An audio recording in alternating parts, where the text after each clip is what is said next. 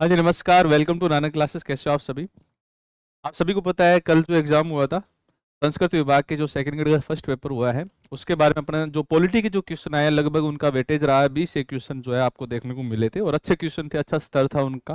ठीक है, उनकी जो अपने जो व्याख्या है वो यहाँ पर करेंगे और सही आंसर जो है अनुमानित जो अपने जो द्वारा जो बताए जाएंगे वो अपने जो सही आंसर है उसको टिक करेंगे। ठीक है, पहले क्वेश्चन बहुत अच्छा क्वेश्चन है और कई बार ये क्लास में चर्चा भी कर चुके हैं और कई बार बच्चों को मैंने बताया भी है अच्छे तरीके से कि इस प्रकार भी क्वेश्चन आ सकते हैं। देखो क्या होता है कि राज्यपाल की बात करें कि अपने जो राज्यपाल जो हैं इनको तीन प्रकार से अपने अपॉइंटमेंट कर सकते हैं।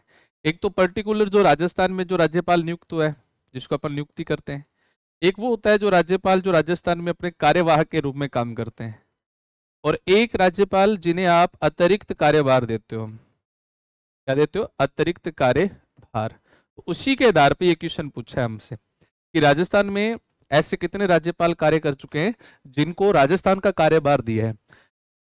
बहुत बड़ा डाउट चल रहा है, कोई कह रहा है 8 है, कोई कह रहा है 7 है, कोई कह रहा है कुछ। ठीक है, तो राजस्थान में क्या है सही आंसर जो अपना जो है आरपीएससी इसको क्या मानती है वो तो बाद की बातें हैं, लेकिन जो मेरा जो मानना है जहां तक मुझे सोर्सेस मिले हैं उसके हिसाब से मैं आपको बता रहा हूँ कि 9 राज्य में यानी 9 राज्यों के जो राज्यपाल है वो हमारे यहाँ पर क्या कर चुके हैं, कार्य कर चुके हैं। ठीक है, यानी 9 राज्यों के राज्यपाल जो है वो अतिरिक्त कार्यभार जो है उनको अपने दिया गया था। देखो 1956 के उपरांत कितने अन्य राज्यों के राज्यपाल को राजस्थान के राज्यपाल का अतिरिक्त प्रभार दिया गया, तो राजस्थान में अब तक 9 ऐसे राज्यपाल है जो यहाँ पर काम कर चुके हैं। ठीक है, अब देखो ये आंसर आपको ये मान के चलना है। रामेश्वर ठाकुर जो है हमारे राजस्थान के राज्यपाल रहे हैं, रामेश्वर ठाकुर। ठीक है, इनके नाम में काफी डाउट चल रहा है, कई कह रहे हैं ये कार्यवाहक थे। तो जब ये एमपी के राज्यपाल थे 2009 की बात है, तो हमारे यहाँ पर 10 दिन के लिए इन्होंने अतिरिक्त कार्यभार संभाला था। तो इनको काउंट करें तो 9 राज्यों के साथ राज्यपाल जो है वो अपने यहाँ पर आंसर जो है माना जाएगा। अब बात करेंगे अपने वेट करेंगे आरपीएससी इसका क्या आंसर मानती है, वो आरपीएससी पे डिपेंड करता है, लेकिन जो मेरा अनुमानित जो मत है वो है 9 राज्य। अगर मान के चलो वो इसके अलावा कोई इसका आंसर मानते हैं तो अपने पास इसके ऑथेंटिक सोर्सेज भी है, उस पर आप इसके आधार पर हिट भी लगा सकते हो। ठीक है, तो 9 राज्य इसका सही आंसर आपको देखने को मिलेगा। अगला क्वेश्चन बहुत अच्छा क्वेश्चन है, नीति निर्देशक तत्वों को ध्यान में रखते हुए क्वेश्चन पूछा हुआ है। ठीक है, अब ये जो नीति निर्देशक तत्वों को ध्यान में रखते हुए जो क्वेश्चन पूछा है वो किस प्रकार ये क्वेश्चन का आंसर जो है वो देखने को मिलेगा। तो देखिएगा इधर राज्य के नीति निर्देशक तत्व, थोड़ा सा इसको स्लाइड के ऊपर और ले चलते हैं अपन कि राज्य की नीति निर्देशक तत्वों की बात करें। राज्य के नीति निर्देशक तत्वों के संबंध में सूची 1 और सूची 2 का मिलान करना है। आप सभी ने इसका सही आंसर किया होगा आई होप। क्वेश्चन पूछ रहा है कि कौन से नीति निर्देशक तत्व जो है बाद में जोड़े गए, है ना। तो सिंपल सी बात है, सही आंसर जो अगर अपन देखें तो इसका क्या रहेगा कि निर्धन को निःशुल्क कानूनी सहायता। कानूनी सहायता आप सभी जानते हो 39 क में है और ये जो है ये 42वां संविधान संशोधन जो हुआ था 1976 में, इसमें जोड़ा गया था। 42वें संविधान संशोधन में 4 आर्टिकल जोड़ते हैं। मैंने बच्चों को कई बार बताया कि आपको ऐसे याद रखना है कि 42वां संविधान संशोधन जो है 1976 में जो जो जोड़े उनके आगे क्या लगा दो, जैसे 39 क, 43 क, 48 क, ये जो आर्टिकल है ना कै वाले, ये 42वें संशोधन में जोड़े गए थे। तो इसमें सही आंसर है पहले का 3 हो जाएगा। तो अपने को कूट कथन पहचानना पड़ेगा कि पहले का जो 3 है और उसके बाद में पहले का 3 हो जाएगा। उसके बाद लिखा आय में असमानता की न्यूनतम करना। आय में असमानता आर्टिकल 39 की बात हो रही है। सहकारी संघों की स्वैच्छिता, तो सहकारी संघ तो आप सब जानते हो 43 ख में है जिसको हमने जोड़ा था। अगर आपको थोड़ा सा पता हो तो 97वां संविधान संशोधन जो 2011 में होता है इसमें जोड़ा। तो पहले का आप जो है सही आंसर मान के चलोगे तो 3 हो जाएगा, तीसरा हो जाएगा, पहले का तीसरा हो जाएगा और मैं सी का लेके चलूं तो इसमें हो जाएगा चौथा। तो आप ऑप्शन में देखो, ऑप्शन में 3 1 में मिल रहा है, तो सही आंसर जो रहेगा वो अपना कौन सा हो जाएगा, नंबर 2 है वो आपका सही आंसर है, वो देखने को मिलेगा। ठीक है भी। अगला क्वेश्चन, ये तो जिसने अच्छी तैयारी की है वो आराम से इसका आंसर करके आ गया होगा। बहुत आसान सा क्वेश्चन है, रिपीटेड क्वेश्चन है, उनको बस थोड़ा सा क्या है अलग मेथड में आपको दे दिया। अगला क्वेश्चन देखिए आप थोड़ा ध्यान से। हाँ, 43 नंबर क्वेश्चन, ये क्वेश्चन रिपीटेड है और कई बार एग्जामिनर ने ऐसे क्वेश्चन पूछे हैं, तो आप लोगों ने तैयारी भी उस स्तर की होगी। निम्न में से कौन से नेताओं के 3 या 3 से अधिक बार राज्य के मुख्यमंत्री बने हैं? ठीक है, 3 से अधिक बार जो राज्य के मुख्यमंत्री बने हैं, तो इसमें आपको ये ध्यान रखना है। देखो, वसुंधरा राज्य वाला ऑप्शन तो काट ही दो आप, जहां वसुंधरा राज्य है वो काट दो, 2 बार बने। और दिक्कत आ रही थी नंबर 1 और नंबर 4 वाले ऑप्शन में। यहाँ शिवचरण माथुर उनका नाम है, ये 2 बार बने हैं। कितनी बार बने? 2 बार। तो इसका मतलब सही आंसर अपना कौन सा हो जाएगा? नंबर 1 है, वो देखने को मिलेगा कि भैरव सिंह शेखावत 3 बार बने हैं। हरिदेव जोशी है, 3 बार मुख्यमंत्री बने, लेकिन कार्यकाल 1 बार भी पूरा नहीं हो। मोहनलाल सुखाड़िया 4 बार ये मुख्यमंत्री आपको देखने को मिलते हैं। ठीक है, इसके बाद में इसका हो गया 43 का 44। देखो, बहुत अच्छा क्वेश्चन है, और ये यूएनओ का जो आपका टॉपिक है संयुक्त राष्ट्र संघ, उससे रिलेटेड करंट को ध्यान में रखते हुए क्वेश्चन पूछा है। हाल ही में ये सम्मेलन हुआ है, समिट ऑफ द फ्यूचर। ठीक है, क्या था? तो आपको ध्यान रखना, संयुक्त राष्ट्र संघ से रिलेटेड है, सम्मेलन बुलाया गया, सारे देश उसमें शामिल होते हैं। तो इसका सही आंसर होगा समिट ऑफ द फ्यूचर। क्या था? संयुक्त राष्ट्र संघ। वैसे भी यूएनओ का टॉपिक है, तो देखते ही आंसर आराम से कर दोगे, इसमें कोई ज्यादा परेशानी की मुझे लगता है कोई बात नहीं रहेगी। ठीक है, इसके बाद में 45 नंबर, ये क्वेश्चन जो थोड़ा सा हटके है। हालांकि संविधान सभा को जब पढ़ा जाता है तो वहां पर थोड़ी सी चर्चा होती है, लेकिन खासकर क्या होता है, थोड़ा सा राष्ट्रीय आंदोलन को ध्यान में रखते हुए क्वेश्चन दे दिया गया है।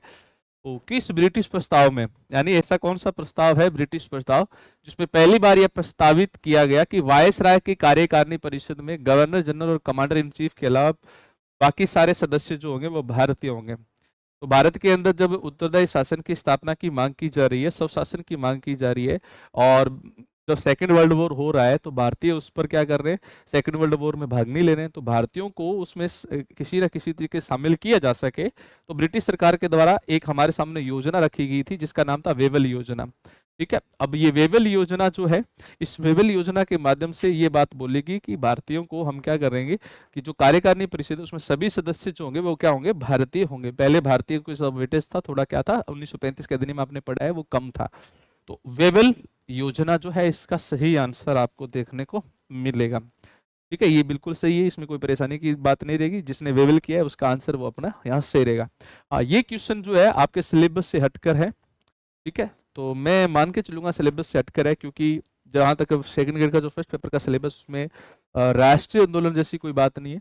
महात्मा गांधी को रिप्रेजेंट करते हुए क्वेश्चन पूछा है कि सरकार के 3 कठिया, आप जब राष्ट्रीय आंदोलन पढ़ते हो तो आप चंपारण किसान आंदोलन पढ़ते हो। कौन सा पढ़ते हो?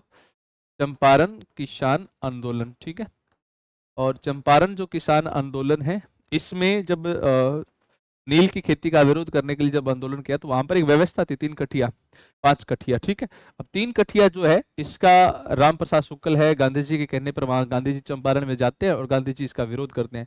तो वहां पर जो ब्रिटिश अधिकारी, उनके द्वारा एक जांच कमेटी का गठन किया जाता है, जिसमें महात्मा गांधी जी को इसका क्या बनाया जाता है, सदस्य भी बनाया जाता है। तो सही आंसर रहेगा महात्मा गांधी। ठीक है,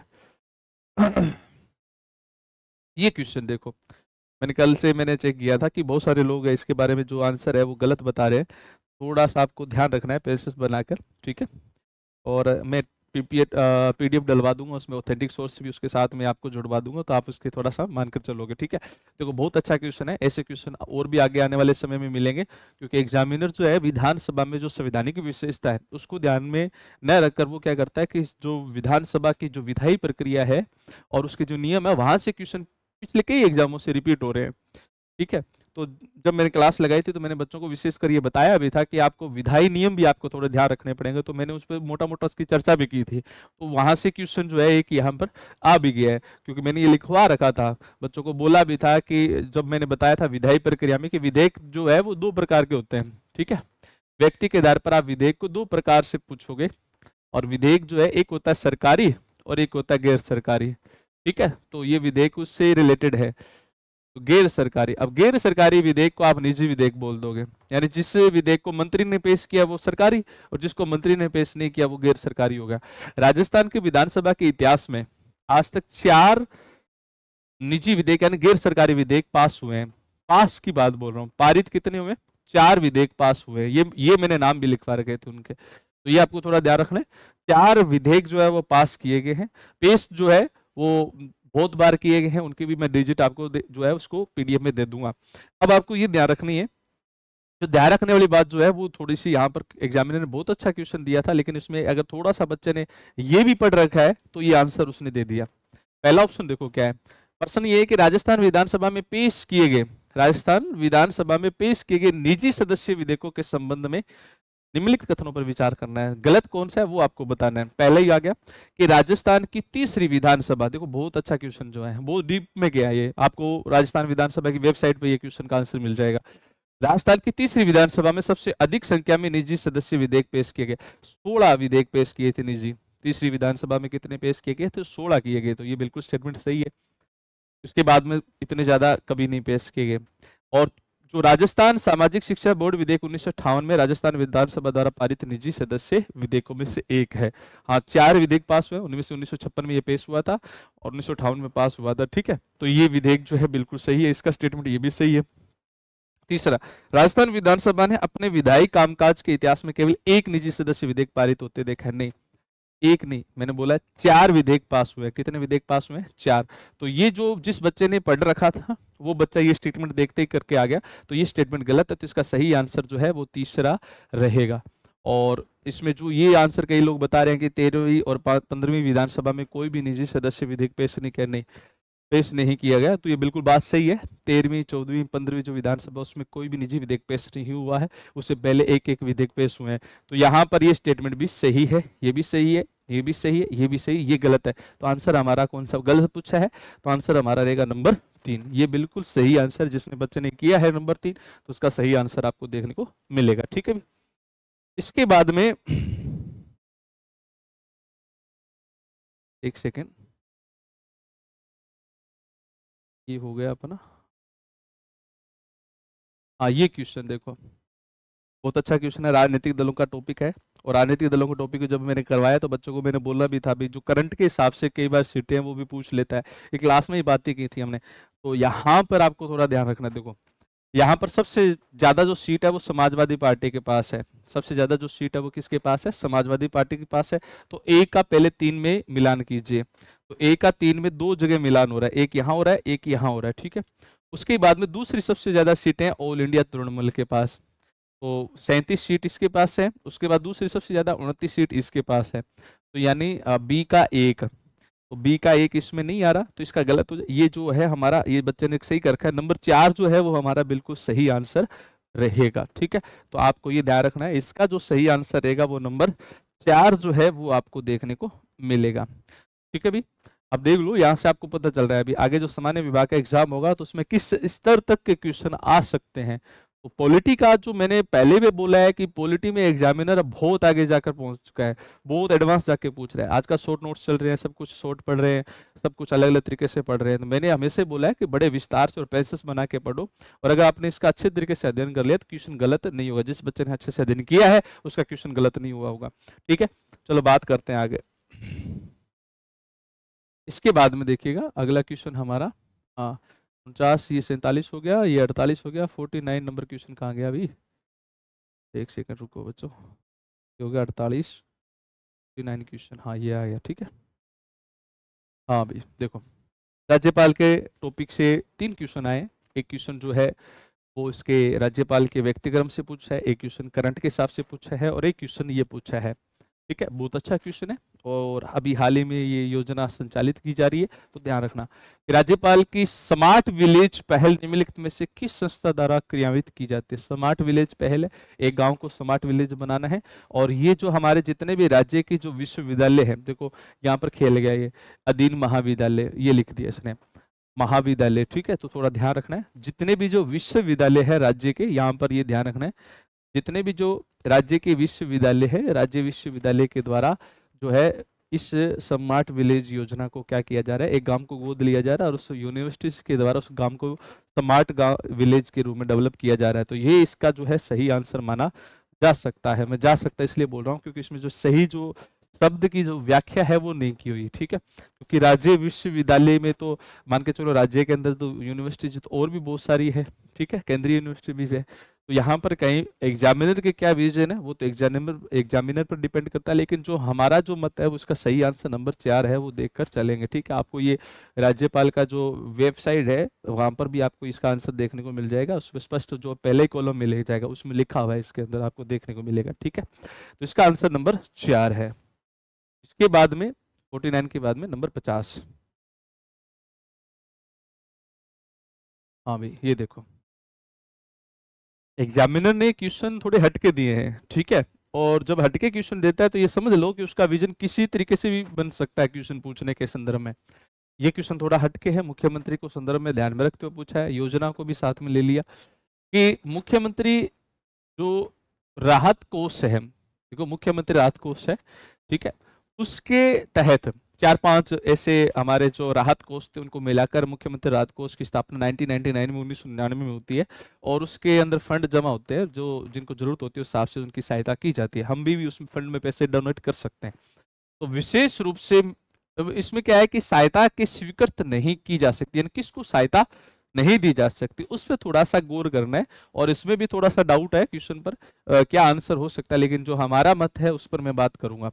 पहला है कि विशेष रूप से महिलाओं को लगी गंभीर चोटों के पीड़ितों को उपचार सहायता, कि विशेष रूप से महिला को लगी गंभीर चोटों के पीड़ितों को उपचार सहायता, आकस्मिक दुर्घटना के कारण हानि या मृत्यु से पीड़ितों गरीबों को सहायता, प्राकृतिक आपदा से प्रभावित लोगों की सहायता, युद्ध व अन्य अभियानों में शहीद सैनिकों घायल सैनिकों के साथियों को सहायता। देखो इसमें अलग अलग मत आ रहे हैं सबके। जब मैंने इसको चेक किया था मुख्यमंत्री राहत कोष में, तो उसमें मैंने सारी चीजें उसको ध्यान से देखी थी।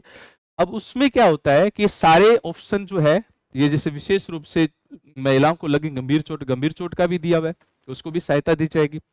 आकस्मिक दुर्घटना के कारण इसमें भी ये लिखा हुआ है, ये भी उसको सहायता दी जाएगी। आपदा प्रभावित जो है उसको भी दी जाएगी, और सैनिकों को भी सहायता दी जाएगी, ऐसा भी उसमें राहत कोष के अंदर ये नियम जो है उसके अंदर लिखा हुआ है। लेकिन उसमें ये लिखा हुआ है कि युद्ध, खासकर कारगिल युद्ध वाली बात करूंगा मैं, युद्ध और इसके अलावा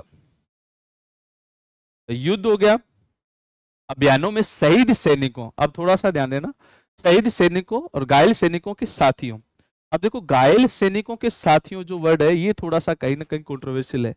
यहाँ पर ये लिखा है, जब आप उसके नियम पढ़ोगे इसमें लिखा है कि युद्ध व उनके अन्य अभियानों में जो शहीद सैनिक है उनको और उनके जो परिजन हैं उनको क्या की जा सकती है, सहायता दी जा सकती है, जो राज्य से संबंधित है। ठीक है, तो यहां पर ये क्वेश्चन आरपीएससी इसका आंसर क्या मान के चलती है, हो सकता है इस क्वेश्चन में थोड़ी सी मिस्टेक भी है, क्योंकि यहाँ पर महिला को लगी गंभीर चोट है, तो वहां पर ये लिखा कि व्यक्ति को अगर गंभीर चोट लगती है तो उसको उपचार दिया जा सकता है। तो इसमें एक भी है और इसमें 4 भी है, दोनों में डाउट चल रहा है। लेकिन मैंने जहां तक मुझे लगता है कि इसमें यहाँ पर सैनिकों के परिजन के बारे में सहायता देने की बात लिखी है, तो शायद इसका सही आंसर है नंबर 4 हो सकता है। आरपीएससी क्या मानती है वो तो आरपीएससी पे डिपेंड करते हैं, इस पर आप थोड़ा सा क्या करोगे, इस प्रकार पेंसेस बना के रखोगे भी सही आंसर क्या हो सकता है। ठीक है, तो ये आपको अगर चेक करना है तो आप मुख्यमंत्री राहत कोष सर्च कीजिएगा, और वहां पर उसका जो नियम है उस नियम में 15 नियम है, उसमें आप ये देख लेना, आपको पता लग जाएगा। ठीक है, अगला जो रहेगा ये क्वेश्चन आसान है, जिसने अच्छे से पढ़ा है वो क्वेश्चन का आंसर आराम से दे देगा कि निम्नलिखित कथनों को पढ़िए और सही कथनों पर नीचे की कूट को चिन्हित कीजिए। ठीक है, तो राजस्थान राज्य मानवाधिकार आयोग अगस्त 2000 में क्रियान्वित, अगस्त नहीं है ये मार्च है, तो आपको सही कथन बताना है, तो यहाँ पर ये स्टेटमेंट तो इसका गलत हो जाएगा। ठीक है, और इसके बाद में वर्तमान में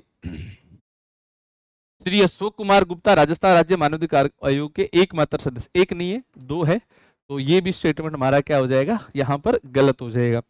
और राजस्थान राज्य मानवाधिकार आयोग के विनियम 2001 वर्ष से प्रभावी है, हाँ ये स्टेटमेंट सही है। ठीक है, 19 जनवरी 2001 से ये प्रभावी है, तो इसका केवल सी है, ये हमारा स्टेटमेंट होगा और इसमें सही आंसर माना जाएगा। ठीक है भी, अब बात करते आगे। हाँ ये क्वेश्चन बहुत अच्छा है, करंट को ध्यान में रखते हुए क्वेश्चन पूछा है। देखो करंट को जोड़कर क्वेश्चन पूछे हैं, ये आपको थोड़ा सा आगे वाले एग्जाम में थोड़ा ध्यान रखना है कि पॉलिटी को करंट से जोड़कर जो है अभी जैसे जितने जितने सम्मेलन हुए उसके आधार पर ये क्वेश्चन पूछे जा रहे हैं। तो संयुक्त राष्ट्र शांति स्थापना गतिविधियों में भारत के योगदान से संबंधित सही कथन पहचानो। ठीक है, पहला स्टेटमेंट लिखा है कि भारत ने संयुक्त राष्ट्र, सही कथन देना आपको। ठीक है, तो भारत ने संयुक्त राष्ट्र शांति स्थापना मिशनों के लिए 2 लाख से, यहां पर ये जो 2 लाख लिखा है ना, ये जो बात है गलत है। 1 लाख से अधिक सैनिक सहायता हमने दी है, तो 1 लाख से अधिक सहायता दी है, तो यहाँ पर ये स्टेटमेंट तो गलत हो जाएगा। तो 1 लाख से अधिक सैनिक सहायता हमने दी है, ठीक है। इसके बाद में संयुक्त राष्ट्र शांति सैनिकों के खिलाफ अपराधों के जवाबदेही के लिए 2002 में शुरू की गई थी, जब भारत सुरक्षा परिषद की अध्यक्षता संभाली थी। दिसंबर 2022 तक भारत ने अध्यक्षता संभाली और हमने सैनिकों के खिलाफ अपराधों के लिए जवाबदेही का जो है शुरू की थी। तो ये स्टेटमेंट हमारा क्या हो जाएगा, यहाँ पर सही हो जाएगा। तो इसका नंबर 2 है वो बिल्कुल सही है, इसमें कोई दो राय नहीं है। तीसरा और चौथा मैं और चर्चा कर लेता हूँ और उसमें मैं भी आप बता देता हूँ भी क्या आंसर हो गए। संयुक्त राष्ट्र शांति सैनिकों के खिलाफ अपराधों के लिए जवाबदेही यूएनएससी संकल्प 25 से कहते नहीं था, 2589 है। ये 2589 जो है ये कोड है के अनुसार शुरू की गई है। तो 2571 लिखा है, तो वो कहां पर ये जो स्टेटमेंट है गलत हो जाएगा, 2589 रहेगा, ठीक है। और संयुक्त राष्ट्र शांति स्थापना मिशनों में कर्मियों का तीसरा सबसे बड़ा योगदान करता है भारत। भारत सबसे बड़ा योगदान करता है, न कि तीसरा। भारत जो है वो सबसे बड़ा योगदान करता है, तीसरा नहीं है। ये आपको थोड़ा सा ध्यान रखना है, सबसे बड़ा योगदान करता है। भविष्य में ये क्वेश्चन आ सकता है, तो आप सबसे बड़ा योगदान करता भारत है, तीसरा नहीं है, ठीक है। तो इसमें जो सही आंसर रहेगा वो हमारा नंबर ये जो है 52 का दूसरा है, ये हमारा सही आंसर बिल्कुल करेक्ट रहेगा, ठीक है। इसके बाद में अगला जो क्वेश्चन है,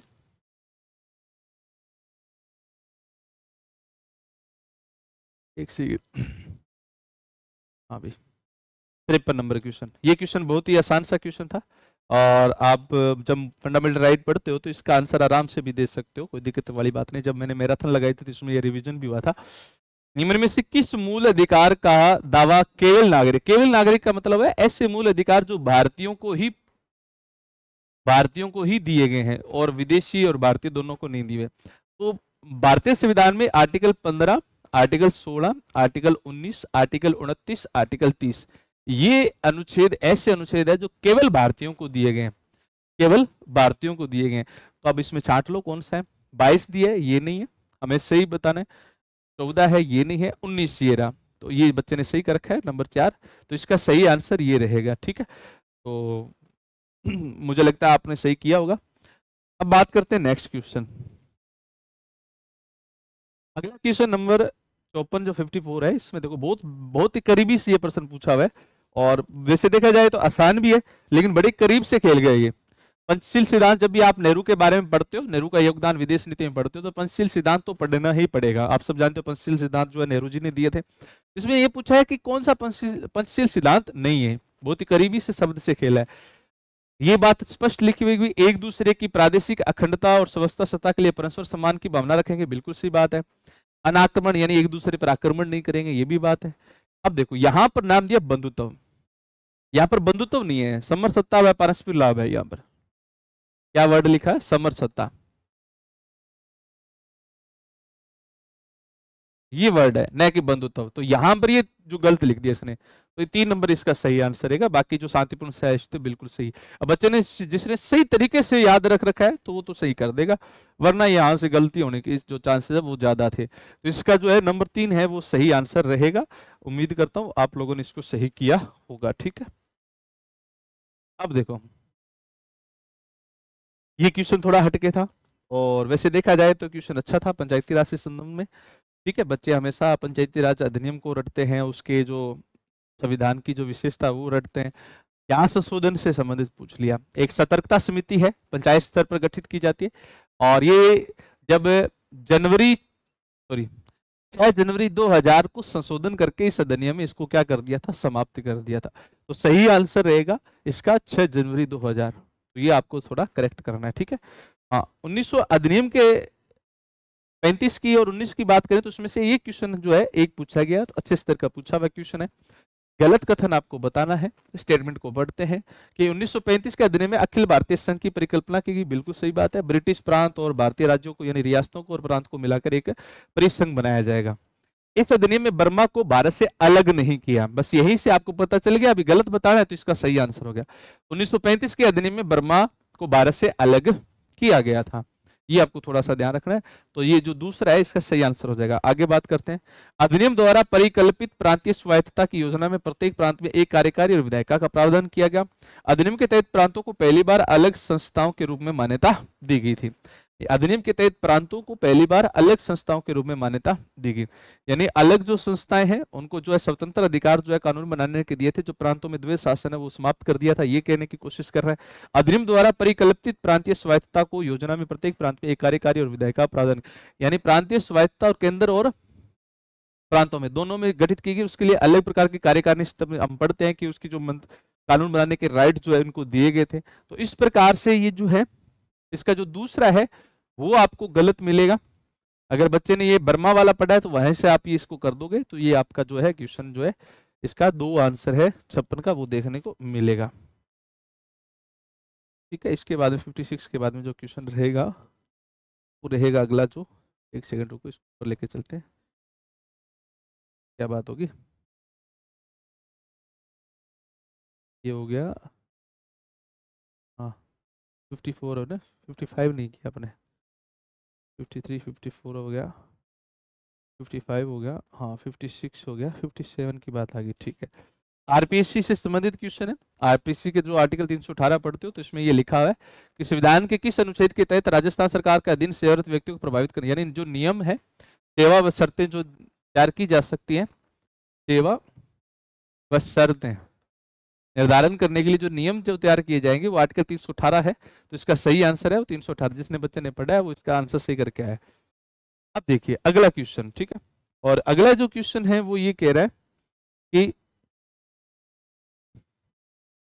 राजस्थान विधानसभा में यदि किसी सदस्य को किसी मंत्री का ध्यान अति आवश्यक, यानी देखो प्रस्ताव पेश किए जाते हैं विधानसभा में, और जब प्रस्ताव पेश किए जाते हैं तो मैंने बच्चों को बताया भी था, ये जिक्र भी किया हुआ है कि ध्यानाकर्षण जो प्रस्ताव जो होता है, ध्यानाकर्षण प्रस्ताव, इसके तहत आप क्या करते हो कि किसी भी सार्वजनिक विषय पर मंत्री का अपनी तरफ ध्यान आकर्षित करके उस पर कार्य करने के लिए आप लोग प्रस्ताव पेश करते हो, और उसके लिए सबसे पहले आपको अनुमति लेनी होती है अध्यक्ष से। किससे लेनी होती है? अध्यक्ष से। तो सही आंसर जो रहेगा वो इसका अध्यक्ष होगा। तो आप इसमें किसी प्रकार की कोई दिक्कत नहीं आनी चाहिए, और सही आंसर रहेगा वो कौन सा रहेगा? अध्यक्ष रहेगा। ठीक है, हाँ 59 जो क्वेश्चन है इसके बारे में बात करें कि इसमें जो सही आंसर है वो अपना कौन सा देखने को मिल सकता है।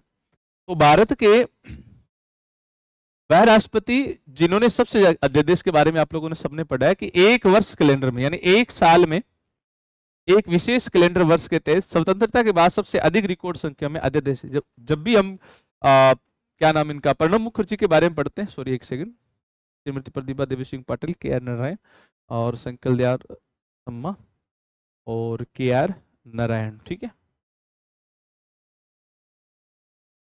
इसका एक बार आपको जो मैं थोड़ा सा देखना पड़ेगा इसको, क्योंकि इसमें जो है ऑथेंटिक सोर्सेस है वो मैं चेक कर लूं, फिर आपको मुझे जो आंसर लग रहा है इसका वो लग रहा है प्रणब मुखर्जी। बाकी और मैं आपको चेक करके जो है सही तरीके से इसका जो टेलीग्राम है उस पर हम डाल देंगे, यूट्यूब पे डाल देंगे। ठीक है, तो ये थोड़ा सा ध्यान रखना है इसमें, क्योंकि उसकी जो अध्यादेश जारी करने की जो राष्ट्रपति की जो वेबसाइट है, हालांकि जब किताबों की सोर्सेज देखा जाए तो उसमें जो है सबसे ज्यादा, वैसे देखा जाए तो सबसे ज्यादा फखरुद्दीन अली अहमद के समय जो है सबसे ज्यादा अध्यादेश जारी किए गए। ठीक है, तो इन राष्ट्रपति के संदर्भ में जो है अध्यादेश किसके द्वारा जारी किए गए वो थोड़ा सा चेक करके आपको मैं यहाँ पर बता दूंगा। ठीक है, तो आप नंबर जो है यहाँ पर चलते हैं 60, ये क्वेश्चन पर अपन बात करेंगे। ठीक है, तो देखिएगा, राजस्थान विधानसभा के बारे में निम्नलिखित कथनों पर पढ़िए और नीचे दिए गए कूट में से सही कथन जो है उसका चयन करना है। ये तो बिल्कुल सही आंसर आप दे सकते हो कि आप सब जानते हो 1952 में राजस्थान विधानसभा की 160 सीटें थी, बिल्कुल सही बात है। और प्रक्रिया नियम है 1956 में बने थे। दोनों स्टेटमेंट जब सही होते हैं तो सही में AB है, C जुड़ जाएगा, AB है, और 22 समितियां हैं। कितनी समितियां हैं? 22 समितियां। हमारे राजस्थान की विधानसभा में 22 समितियां गठन की गई है, जिसमें से 4 वित्तीय समितियां हैं। तो तीनों स्टेटमेंट सही है, तो इसका जो पहला आंसर है वो हमारा बिल्कुल सही रहेगा। ठीक है, तो ये आपको थोड़ा सा ध्यान रखना है। इस प्रकार लगभग ये जो सारे क्वेश्चन हैं पॉलिटी के वो हमारे यहाँ पर कंप्लीट हो जाते हैं। ठीक है, तो आई होप आप लोगों ने सही किए होंगे। अगर किसी प्रकार से कोई डाउट है तो आप कमेंट में हमें जरूर बताएं। ओके भी, ठीक है, और नेक्स्ट जो एग्जाम उसके लिए अच्छे से तैयारी करें। Okay, best of luck.